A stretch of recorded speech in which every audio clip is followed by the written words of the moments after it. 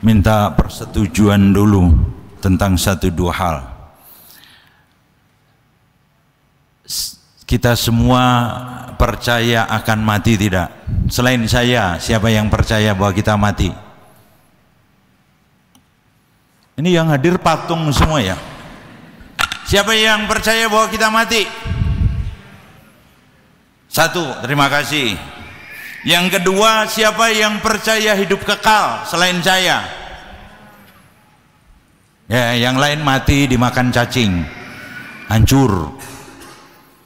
Nah, dua hal ini yang mau mendasari. Kalau tidak percaya dua hal ini, ya boleh tetap di sini tidur silahkan. Jadi yang percaya kita semua mati dan percaya hidup kekal boleh dengarkan renungan tentang firman hari ini. Nah, jadi kalau percaya kita mati, kita percaya hidup kekal, peristiwa dalam Injil juga bisa terjadi di dalam diri kita. Kita semua akan mati. Nah, kita masuk surga atau neraka? Halo, siapa pengen masuk surga?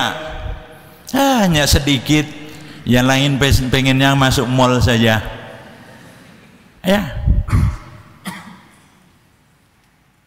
Siapa yang kepingin di dunia bahagia, mati masuk surga? Siapa yang saat ini bahagia? Sikit kali. Maunya memang bahwa kita muda bahagia, tua sejahtera, mati masuk. Itu keinginan kita. Kenyataannya wallahu alam. Nanti kita lihat. Peristiwa Lazarus dan orang kaya menjadi menarik. Selama ini yang di mata dunia ternyata tidak serta-merta berlaku di dalam cara iman, cara kepercayaan. Contoh, siapa yang namanya orang kaya yang di dalam kitab suci? Namanya siapa? Namanya siapa? Namanya enggak ada. Namanya boleh Anda isi nama sendiri-sendiri. Artinya apa? Yang disebut Lazarus. Kalau saya sekarang bertanya, pada waktu beberapa minggu lalu ada kerusuhan, rumah orang kaya yang dijarah rumah siapa? Terus? Apal kita? Di dunia ini yang seperti itu dikenal. Sementara menjadi menarik. Ini kita hari ini dibalikkan, cara pandang Allah berbeda ternyata. Cara pandang Allah. Tadi rumah, supaya nggak masuk mic ya. Yang di luar nggak dengar kan? Nah ya, di dalam juga nggak dengar. Kita kenal itu. Tetapi orang miskin yang menjara siapa? Nggak ada, nggak dikenal. Menjadi menarik. Di dalam kitab suci lalu dikatakan orang kaya yang bergelimang harta, sementara si Lazarus yang miskin. Kenapa Anda cemberut semua ya? Ini tidak menyalahkan soal Anda memiliki harta, tidak disalahkan. Tenang, tenang, tenang. Allah tidak menyalahkan Anda karena mempunyai harta ya. Jadi jangan merasa tersudutkan. Tidak, silahkan dengan hartamu. Hari ini mau dikatakan apa? Jangan sampai harta yang kita miliki hanya berhenti di dunia. Mempunyai harta itu tidak dosa, tidak salah. Tetapi hari ini kita mau diajak supaya kita mampu memanfaatkan supaya harta juga menghantar hidup kekal. Menjadi peristiwa yang menarik ini. Si orang kaya yang tidak punya nama, yang kita kenal malah si orang yang disingkirkan namanya Lazarus. Lazarus, dia makan dari mana? Dia orang yang miskin. Kalau ini terjadi di Indonesia bagaimana? Si orang kaya lalu ini orang miskin. Dia tadi ya jatuh remah-remah dari meja, lalu dijilati anjing. Kalau orang miskin di Indonesia bagaimana? Bukan di Indonesia, di negeri lain selain ini. Apa yang terjadi dengan orang miskin ini? Kalau terjadi begitu ketimpangan, bagaimana sikap orang miskin? Merebut roti, menjarah, atau makan anjingnya? Menjadi menarik. Di depan mata ada kesempatan. Dua-duanya diajak merenungkan. Yang merasa kaya, yang merasa miskin. Ayo, keadaan kita bisa menghantar kita menuju hidup kekal, tidak? Apakah di dalam kekurangan kita lalu kita juga menjadi marah, menjadi serakah?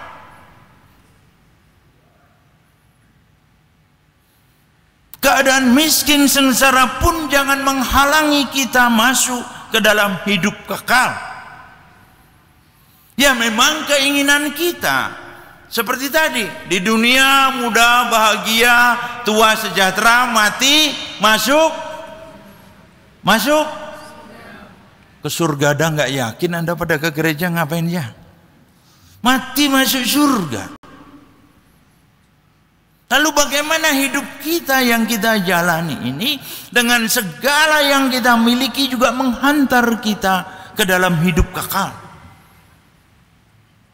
Sesuai yang Anda yakini tadi. Kalau Anda tidak yakin bahwa kita bisa mengalami ini, tidak apa-apa.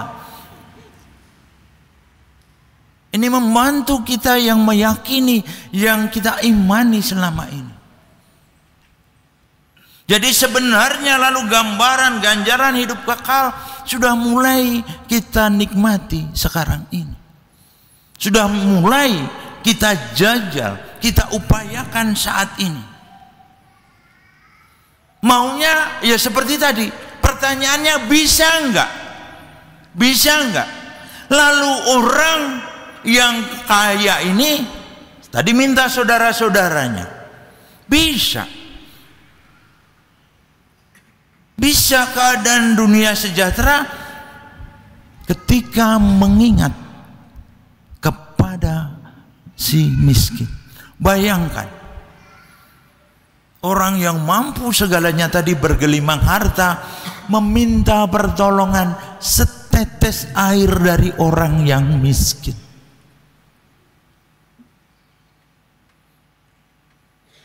Bagaimana supaya kita tidak mengalami seperti halnya di dunia seperti Lazarus, di kehidupan kekal seperti si orang kaya yang menjadi cita-cita kita di dunia bahagia, mati masuk surga. Bacaan pertama dan kedua mengajak kita untuk pertama mawas diri dulu. Yang sekarang merasa aman, nyaman, bukan hanya orang yang bergelimang harta, tetapi di dalam bacaan pertama tadi, orang yang sungguh sepertinya dekat dengan Allah, dengan pujian, dengan ibadah, ya. Nanti menjadi seperti orang buangan.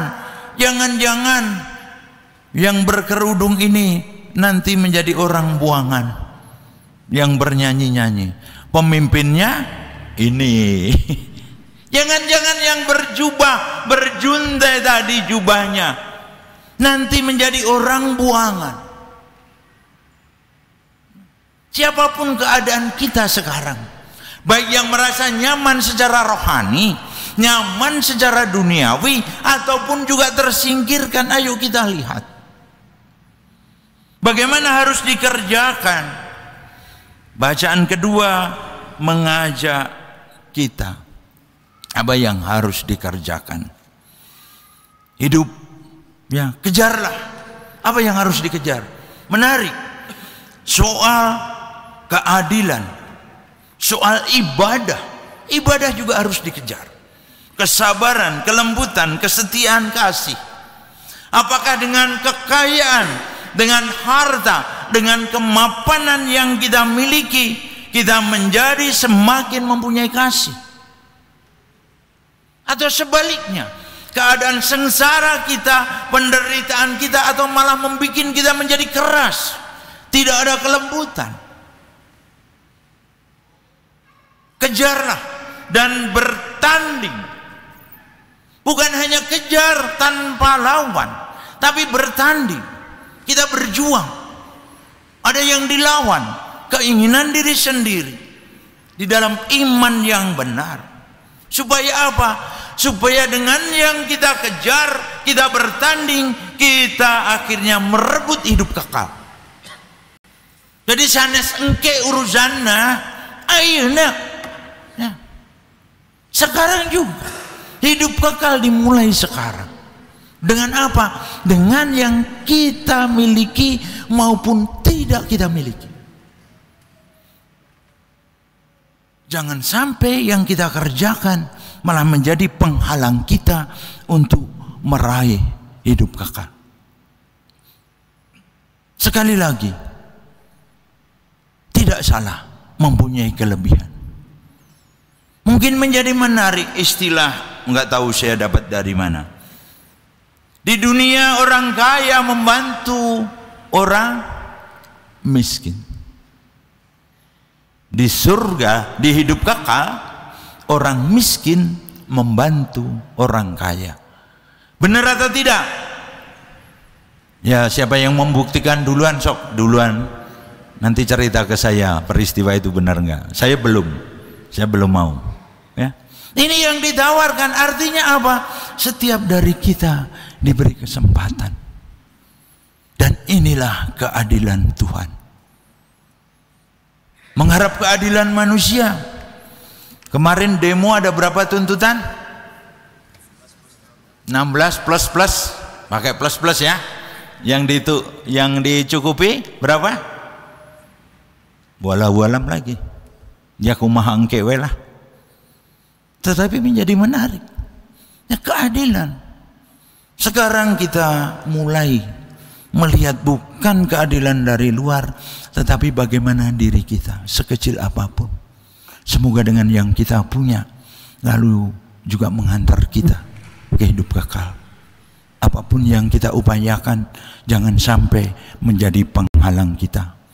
Baik itu belas kasih, baik itu ibadah, apapun. Semoga menjadi perantara kita menuju hidup kekal. Semoga. Amin.